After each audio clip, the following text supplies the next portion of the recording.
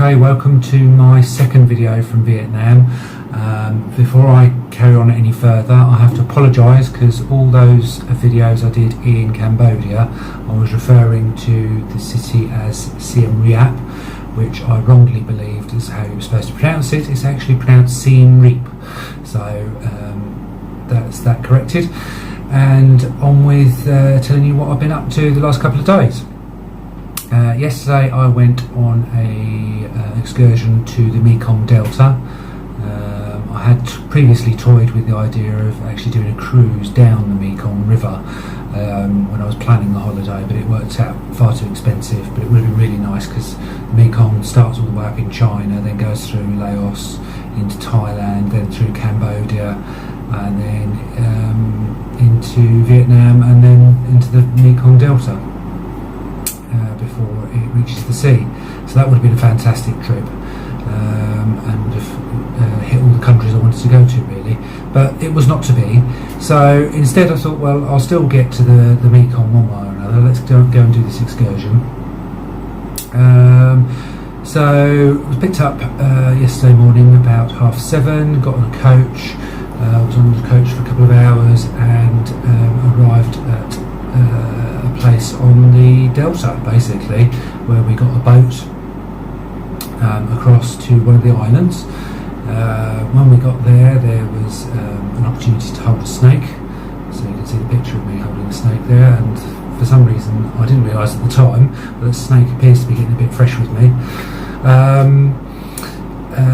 So I've never held a snake before, so that was really cool. Then we had some honey tea and some other little sort of fruity nibbles and things before moving on to the next area. To be honest, I was a little bit disappointed by the whole thing because it was very much a tourist trap. Everything was set up. There were shops all along the way where you were expected to stop and buy something. There was when we sat down for some fruits and something else to drink, and there were all these singers there singing traditional Vietnamese singing songs or whatever, and it was okay, but it was none of it was authentic. It was all just there for the tourists. I was a little bit disappointed with that, but nonetheless we carried on and got in a canoe amongst all what they call the water coconuts, and that was quite nice. After that we got back on the boat, went to another island and saw how they make the coconut candy, and they showed us how they take the coconuts and strip all the husk off and then pull the white flesh from the inside and shred it into powder, and then they sort of compress it to get all the coconut oil out of it, and then they boil it up in these big vats with sugar and honey apparently to make the coconut candy, and we saw them rolling it all out and covering it with rice paper and things, so you can see where it came from. And I can assure you some of you will be tasting some of this next week because I bought quite a lot of it, it's not the greatest tasting stuff I've ever had, but I think they put heroin in it or something because I can't stop eating it. So I shall come back the size of a house probably.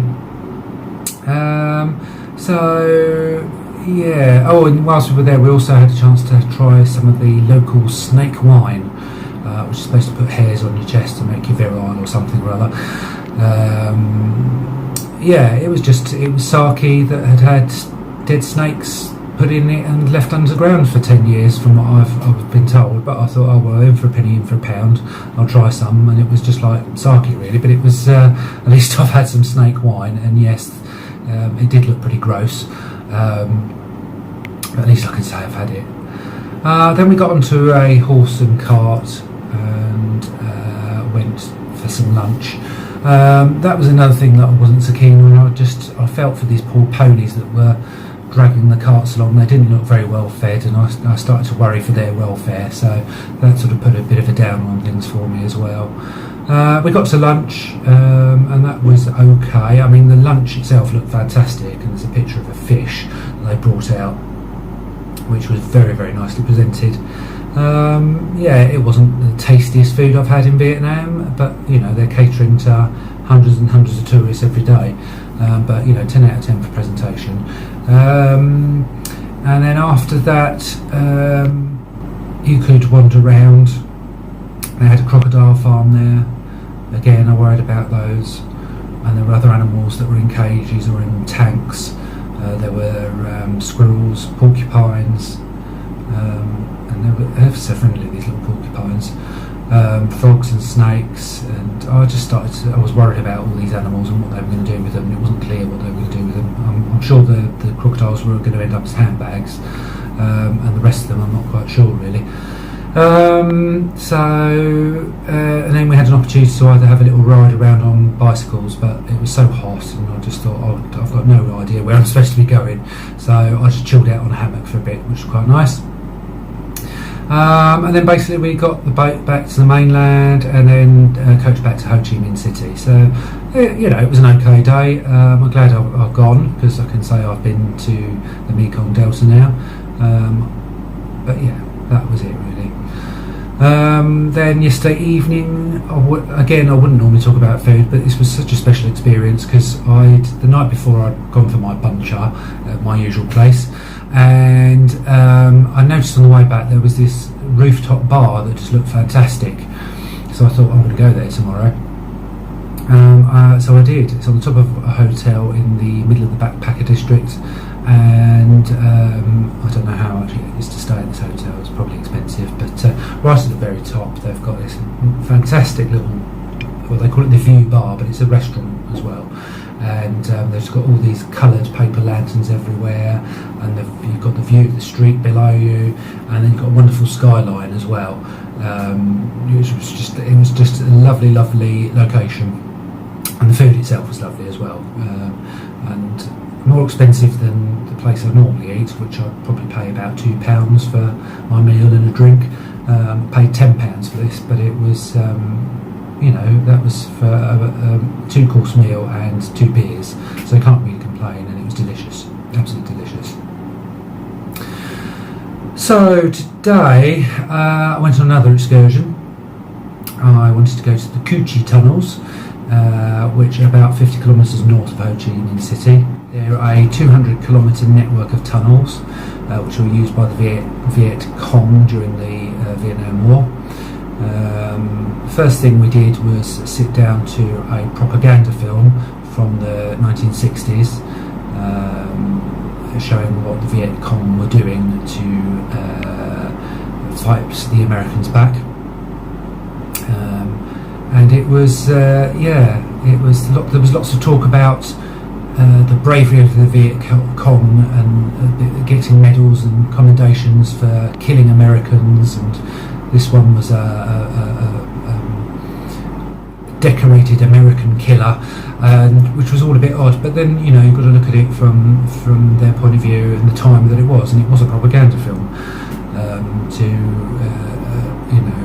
show the might of the Viet Cong to the local people. So after the film, we had to sort of wander around the jungle. They showed us various bits and bobs. They showed us an opening into one of the tunnels, and this chap got in and then popped back out. But whilst he was in the tunnel, he'd carefully managed to camouflage the lid, I suppose, of the opening, so you couldn't see it was there. Yeah, they showed us some of the air vents that were carefully camouflaged as termite mounds, which was very clever. And there were lots of craters all over the jungle, which are craters from bombs dropped from the B-52 bombers, which were much deeper and bigger than they seem today, because obviously in intervening years lots of water and mud has filled them in somewhat. But some of the tunnels, the tunnel we went into was about 3 metres deep, and the ones below that also were affected by the bombs, but some of the tunnels were actually 12 metres deep, and those weren't affected by the bombs, apparently so anyhow. And then they showed us some traps that the Viet Cong would lay in the ground to sort of mainly maim rather than kill American soldiers, and that was it was quite scary looking stuff. And Yeah, oh yeah, that was the other thing. They've got some of the traps had spikes in that were made from bamboo, and they would cover them in animal shit basically, just to make sure that if an American stepped on it, they would get an infected leg or whatever. And if they weren't made of bamboo, they were made out of iron spikes that were recovered from American bombs. They'd use the metal and turn them into spikes. They'd recover the explosive to make land mines, and the metal from the casings of the bombs they would turn into these metal spikes. And because they were made of iron, they would rust, so they didn't need animal shit on them. They were quite capable of making nasty infections on their own, apparently. So yeah, that's nice, isn't it? So then we went to a shooting area where there was various weapons you could shoot, and part of me was quite curious and wanted to have a go, but then it turns out you've got to pay about £2 a bullet, and you've got to buy at least 10 bullets.